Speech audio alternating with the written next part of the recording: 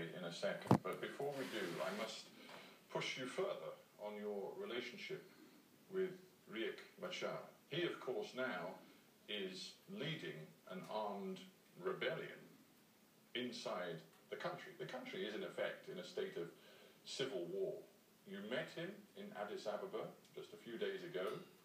You signed a cessation of hostilities agreement, and you laid out a process to work together on a new political roadmap. But it sounds to me like he does not trust you, and you do not trust him. Well, as long as we are doing one thing, I can trust him if he was sincere to his words. I can trust him. But if somebody is not sincere, it will be very difficult even you yourself to trust such a person. We signed a cessation of hostilities on the 9th of this month. And on the 11th, he violated it, attacking our forces. You think he is actually instructing his forces to continue their offensive? Definitely. Because he did not give them orders to stop fighting after signing. Are you saying to me that the ceasefire is effectively finished? No, it is not finished on my side, and my forces are preserving the ceasefire. They are observing it strictly according to the orders. I asked Riek Machar just a few days ago whether he was truly in full control of all his forces. He insisted he was. I put the same question to you. Are you truly in control of all of the forces fighting in your name? I'm in full control because these are regular forces under my command. I'm in full control of them. What about the Ugandan battalions who are still in this country and involved in this conflict? What about the Justice and Equality Movement fighters from the south of Sudan who are in your country fighting in your name? They are not under your control. No, they are not fighting in my name, and they were brought in by Riek Machar and his colleague Taban Denkai. These were the people who brought them in. Mr. President, I've spoken to independent security sources who say that fighters from the Justice and Equality Movement from Darfur are in Bentiu and are fighting in your name. Well, I don't believe. The time they came in is over, and we So already... they did come in? They came in when Taban was the governor. That was the time they were in Bentiu. And what about the Ugandans? We have other reports. Okay, the Ugandans are in South Sudan. They came in after the incident in December. But there are Ugandan forces who have been here since 2006. But in this conflict, if I may say so, Mr. President, there is irrefutable evidence that the Ugandans have been fighting on your side. Yes, I don't deny that. I don't deny that. They have dropped cluster bombs. They fought in Bor, and they stopped there in Bor. They have not gone anywhere. They are here in Juba. They are in Bor. And they have used cluster bombs? No. I never had that. Well, why, when one of the international munitions clearance organizations asked for permission to go and clear cluster bombs for an area around Bor, and they were not given permission, is that because you are embarrassed about what the Ugandans are doing? Not at all, not at all. I never got that information even, that some agency wanted to go and clear any mines around Bor. I never got that report. You characterize this as a conflict instigated by Riek Machar. But the truth is, right now, this looks like a conflict between tribes with deep ethnic hatred fueling the fighting. Well, it is him who has actually incited the Nuer against Dinkas. But on our side, we have never done that. The hatred, yes, has been planted in them by Riek Machar. And we, on our side, always diffuse it. We tell people, no, there is no revenge. The facts don't appear to bear that out. The first serious, outrageous act acts of violence based on ethnicity appear to have taken place here in Juba right after December 15th. We have reports backed by evidence from the United Nations and Amnesty International of your troops going into neighborhoods in this city, seeking out newer men, taking them to security facilities and murdering them. When I got the information that there was killings going on in the estates around Juba, I set up a commission, and then I sent in troops to arrest whoever that has taken law into his own hand. But with respect, it was the security forces who were doing the killing based on ethnicity. They're your security forces. I don't think, but I am not defending them. I say law does not know whom you are. If the security forces were involved in that, they must be punished for their actions. Well, let's not say if.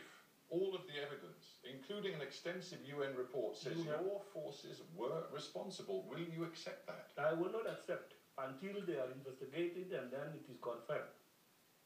An investigation has taken place by the United Nations. Yes, it is taking place. A commission to investigate is there. And because the AU also has set up a commission to come and investigate. Because of those incidents and the deaths of hundreds of Nuer people, and the fact that you know, right across this city, Nuer people, thousands and thousands of them, fled for their lives to the safety of UN compounds, what we now have is a conflict which looks dangerously like a Rwanda-style ethnic conflict. It will not. It will not go to that state.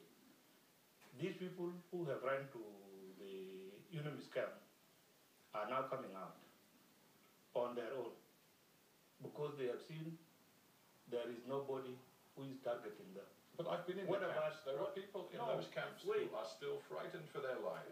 Those who are inside the camps are actually people who have been politicized because Riek Machar is sending messages that don't come out. We are coming to liberate you when we capture Juba. Is that what you say to the woman who saw her husband shot in front of their children? You say that she's been politicized? That's not politicized. That's just a woman who believes in this country today it is dangerous to be a Nuer in a Dinka majority city. Well, these people are even lucky. The Dinkas who were in the hands of Riek Machar, you cannot get a survivor who can tell you the story of what was happening. Did you ask him whether he was able to spare any Dinka? No. Those who were in, he's commander of the army forces, Peter Gadet, murdered his own deputy commander in the division. You talk about Peter Gadet. It is interesting that he's been identified by the Americans as an individual responsible, allegedly, for serious atrocities who has now had sanctions imposed upon him. The chief of your presidential guard has also had US sanctions imposed upon him, and the UN Secretary General has said that those responsible for the atrocities and the systematic violation of humanitarian law should be held to account in a special tribunal. I agree. But that could be you. It can be me. If it is me that has given orders, I don't mind facing the law. Did you give orders? I did not. I did not give orders for fighting. Riek Machar gave orders for fighting, and if you were to listen to the security people, you will get it that he was ordering his forces to open fire. See, Riek Machar says to understand this conflict today, you have to go back. You have to go back to your governance of South Sudan over the last 2.5 years. He says that over that period, you behaved more and more like a dictator. Well, you will have to prove. You will have to prove what have I done that shows I'm a dictator. Well, it's an interesting point you say. Look at the evidence. let us look at the evidence. Let us look at the letter, for example, written by a group of senior US State Department officials and South Sudan experts who wrote an open letter to you in July 2013 and said this: "We joined you in your fight against the abuses of the Khartoum regime for many years, but we cannot now turn a blind eye when yesterday's victims become today's perpetrators." That was a message to you. To correct whatever that might have gone wrong. In your administration. Well, even now in Obama administration, there are mistakes. In Cameroon administration, there are mistakes. You will not count them on Obama, nor will you count them on David Cameron. But your mistakes appear to have fueled this crisis.